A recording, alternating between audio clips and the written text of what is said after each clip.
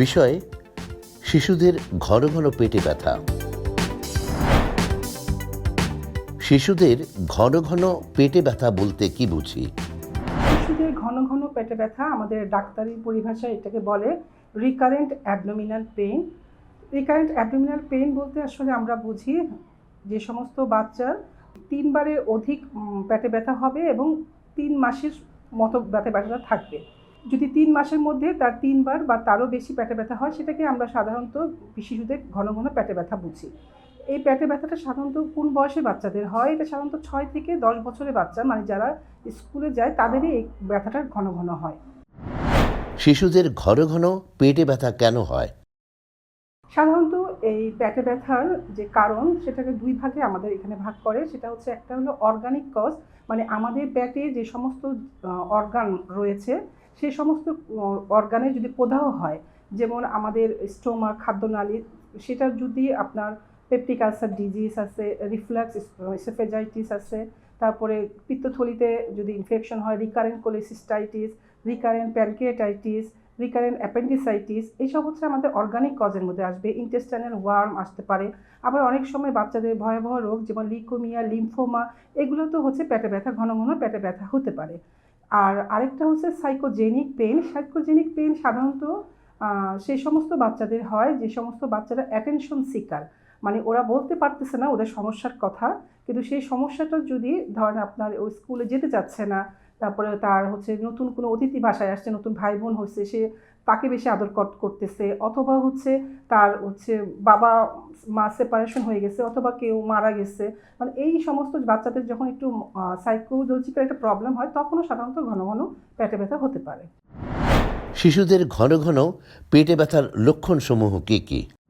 সাধারণত আমরা অর্গানিক এবং সাইকোজেনিক পেটে ব্যথার পার্থক্য বুঝতে গেলে বুঝবো যে একটা নির্দিষ্ট জায়গায় পেটে ব্যথা হবে। যেমন বাচ্চাদের যদি গ্যাসে পেপটিক আলসার ডিজিজ হয়, তাহলে সাধারণত এটা উপরে পেটে ব্যথা হবে, পেরিস্টিক রিজনে ব্যথাটা হবে, খাওয়ার পরপরই ব্যথাটা হবে এবং তখন তীব্র ব্যথা হবে, সাথে তার বমি থাকতে পারে। আর যদি তার হচ্ছে পিত্তথলি প্রদাহ হয়, কোলিসিস্টাইটিস হয়, তাহলেও জ্বর আসতে পারে, ব্যথা হতে পারে। প্যানক্রিয়াটাইটিসের সাথেও জ্বর, ব্যথা হতে পারে এবং ব্যথাটার লোকেশনটা হতে পারে পেটের মাঝখানে। আবার হচ্ছে যার যদি প্রস্রাবে ইনফেকশন হয়, তাহলেও হচ্ছে বাচ্চা তলপেটে ব্যথা করবে এবং প্রস্রাব করতে তার তখন কষ্ট হবে, ব্যথা, তখন জ্বর আসবে, ব্যথার সাথে বমিও হতে পারে। এই কারণেই হচ্ছে অর্গানিক ব্যথাগুলো আমরা বিভিন্ন, শুধু পেটে ব্যথা না, তার সাথে আরও অনেক সমস্যা থাকবে, বমি থাকবে, জ্বর থাকবে, ব্যথাটা সাধারণত পিছনে চলে যেতে পারে, এইসব দেখে আমরা রোগটা ধরতে পারি। আর যদি সাইকোজেনিক ব্যথাটা হয়, তখন দেখা যাবে যে বাচ্চা খেলতেছে খেলতেছে হঠাৎ করে তার পেটে ব্যথা শুরু হয়ে গেল, এবং এটা সাধারণত নাভির চারিপাশে হয় এবং এটা খুব অল্প সময় ধরে থাকে এবং খুবই ডাল পেন হয়, খুব তীব্র ব্যথাটা হয় না, কিন্তু ব্যথা বাচ্চা কমপ্লেন করবে ঠিকই ব্যথা।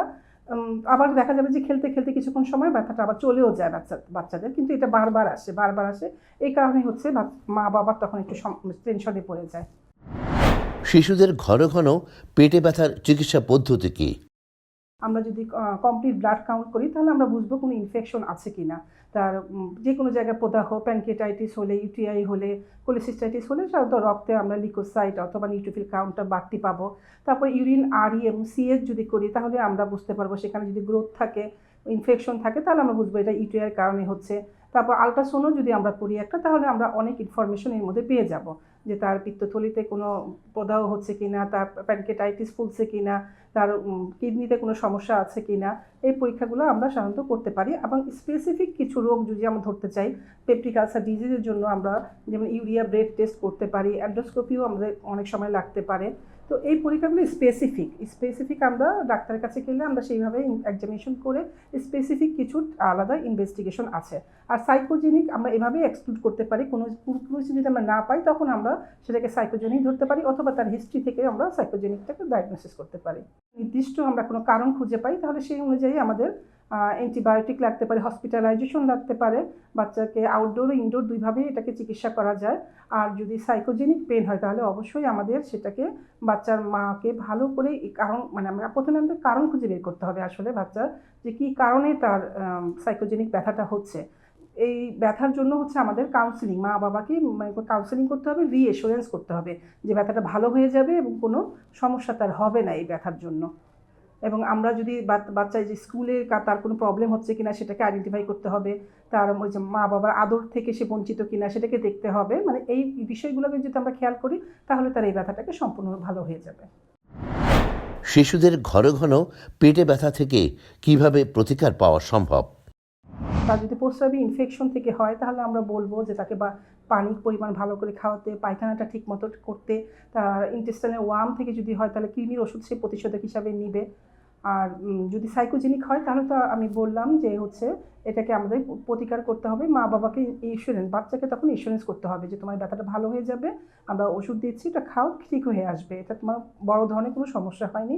এবং সে যদি কোনো কিছু অ্যাটেনশন সিকার যেটা আমরা বলি, যে কোনো কিছু থেকে সত্যিই সে বঞ্চিত, তাহলে সেটাকে সেভাবে করে তার চাহিদাটা পূরণ করতে হবে।